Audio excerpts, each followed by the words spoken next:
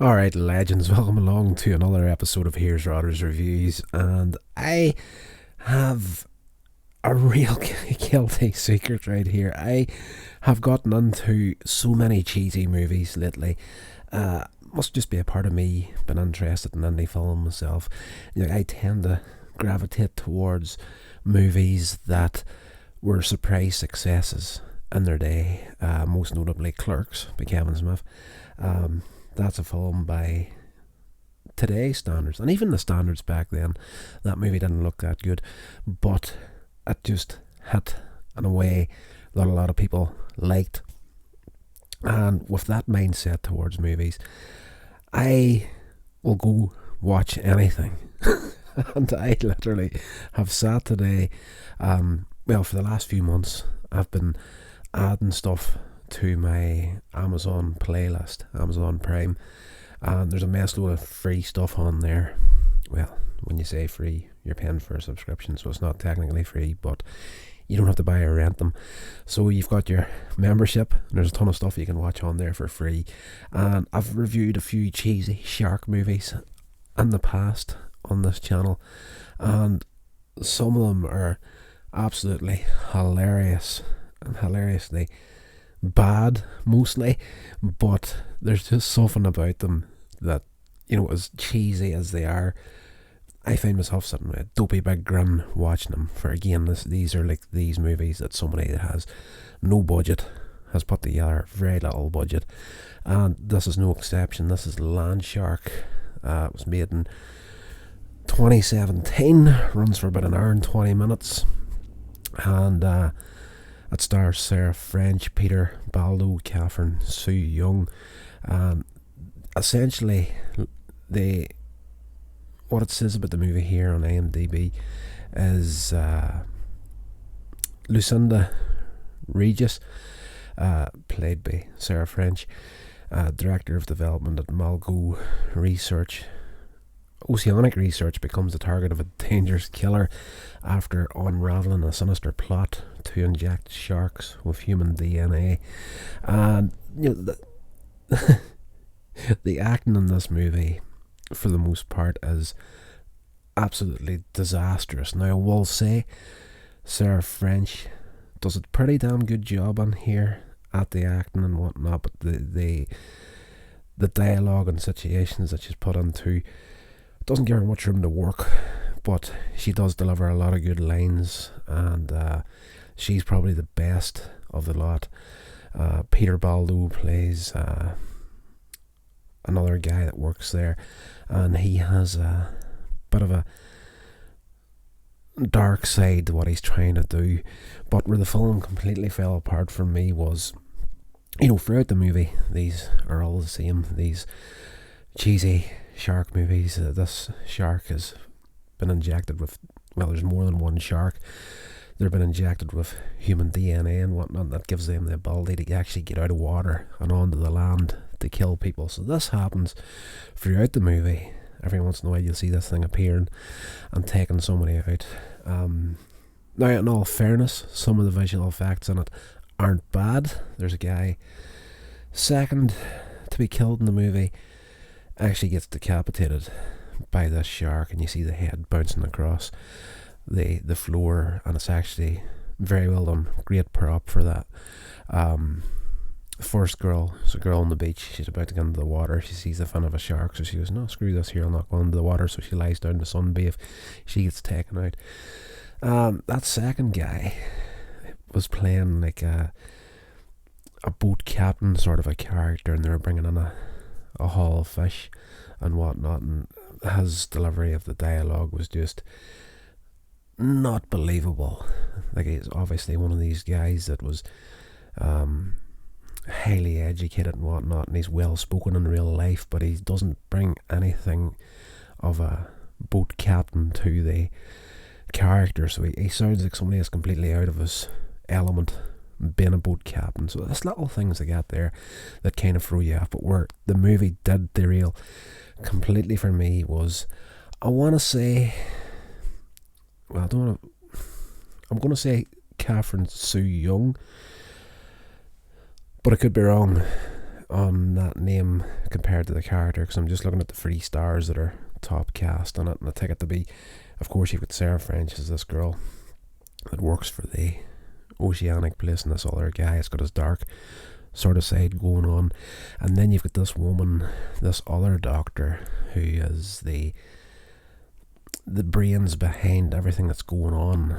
Like, it's they're experimenting on these animals to bring them into like military deployment and whatnot, and she's the big cheese that's funding everything, and the performance she puts in is absolutely shocking. I don't like to crap on anybody, but this seemed like they ran out of people to cast for this movie. This entire affair feels like an end of year project for like a film school or something. You know, I'm not saying the very, very end of film school, but probably the end of the first year in a film school. Like, I'm pretty damn sure, not to blow any sunshine up my own backside, but you know, I've done a few short films in the past and they look as good as this does. But yeah, her, it's worth going to check out this film just for that performance alone and how cheesy it is, because she just, this type of character in the movie who is behind everything, is funding everything, pulling all the strings, should have a bit of menace behind him, and you just don't get it from this woman at all in the way she comes across.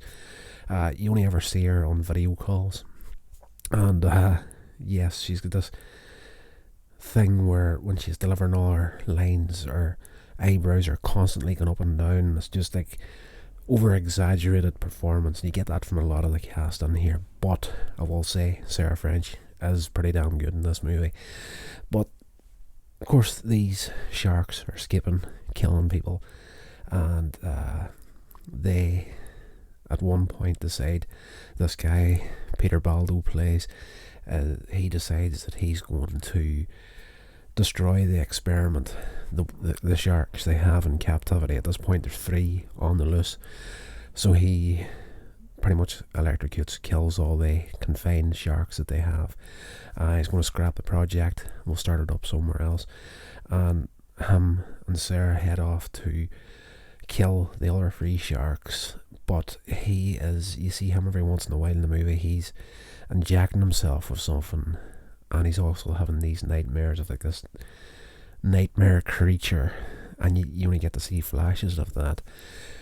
But eventually they track down one shark, take it out pretty quickly after they meet, and this is one of the characters that I look forward to seeing in all these movies, is the random guy in there that's there for just comedy.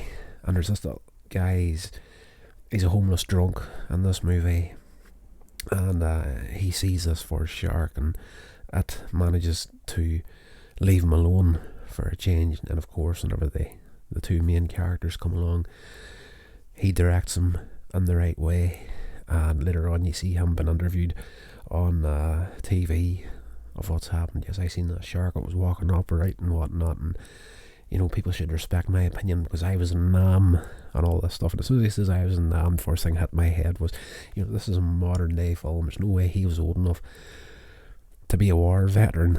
And just as you're having that thought, he goes, of course, now I was only there on holidays, but you know, I was still there and whatnot. So he goes through all this crazy stuff. On the same report, you hear these other 2 guys that actually accidentally caught the second killer shark in their nets and killed it, so that takes a bit of the weight off the other 2 characters in the movie.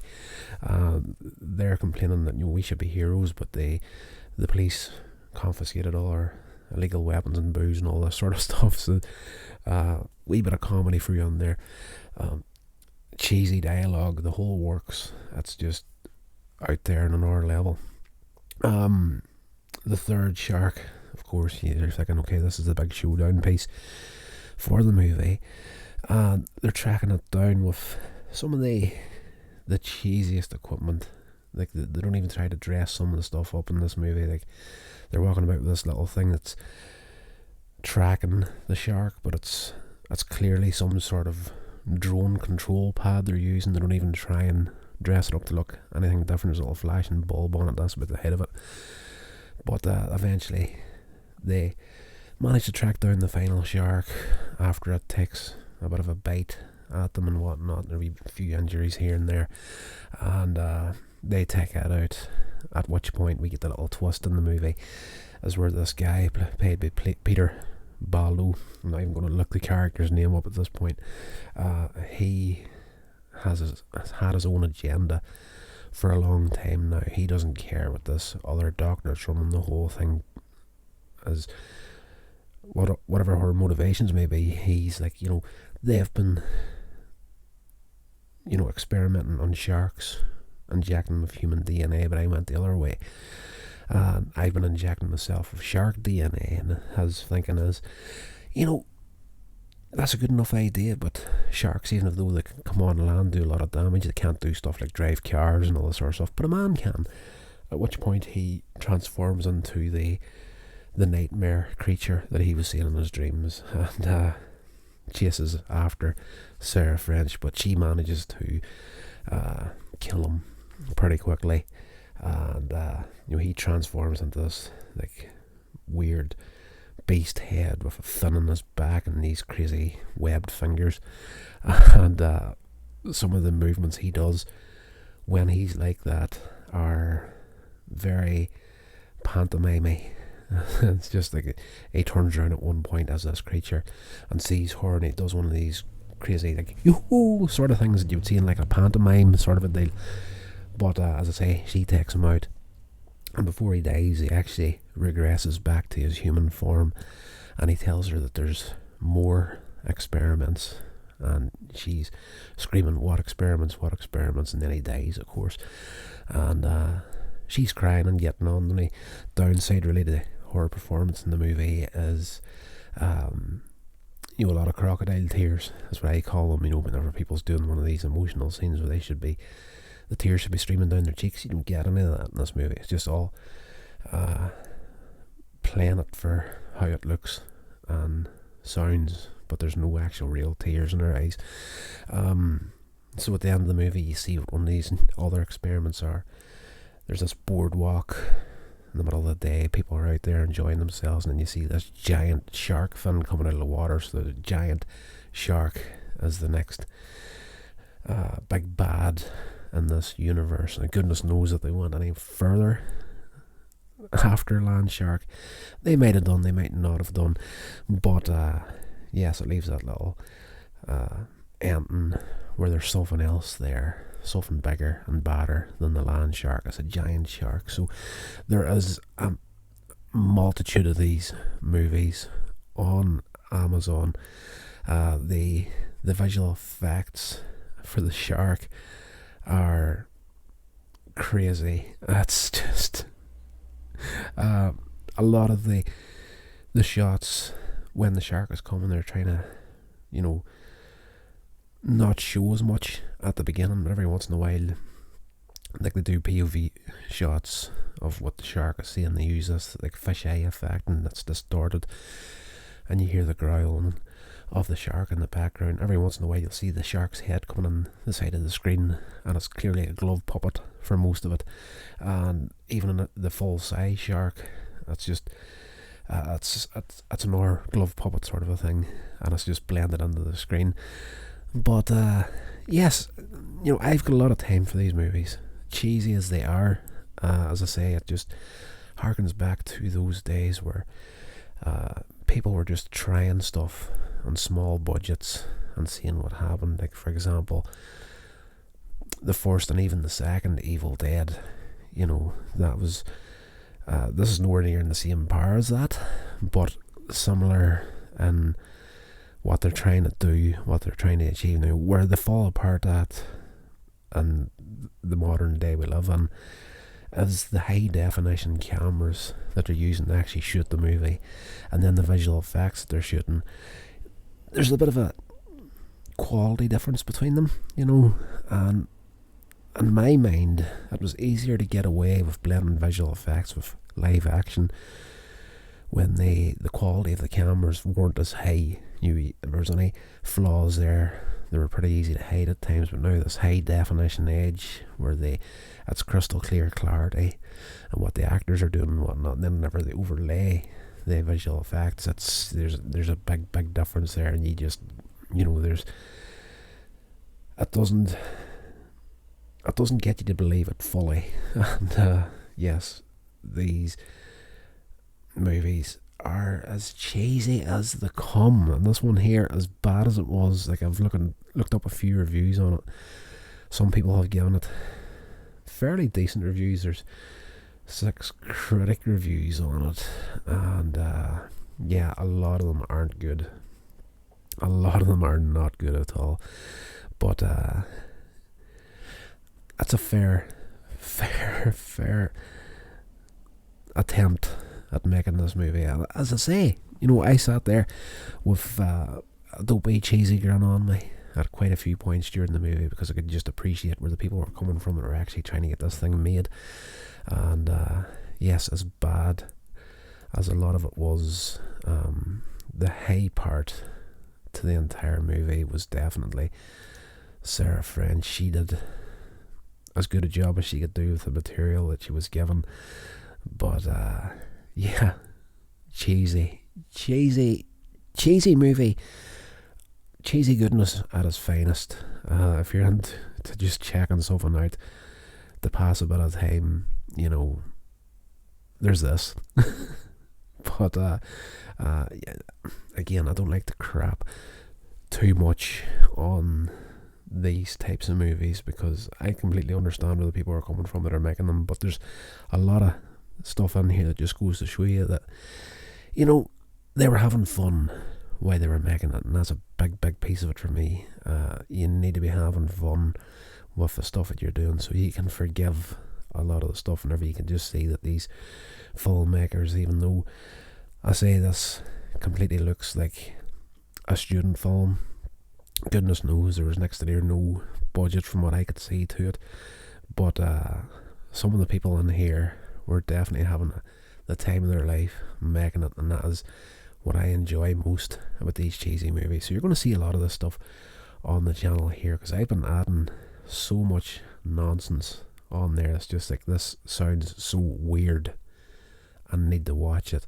So that's going to do it for me for this episode. Hope you enjoyed it, and I'll talk to you in the next one.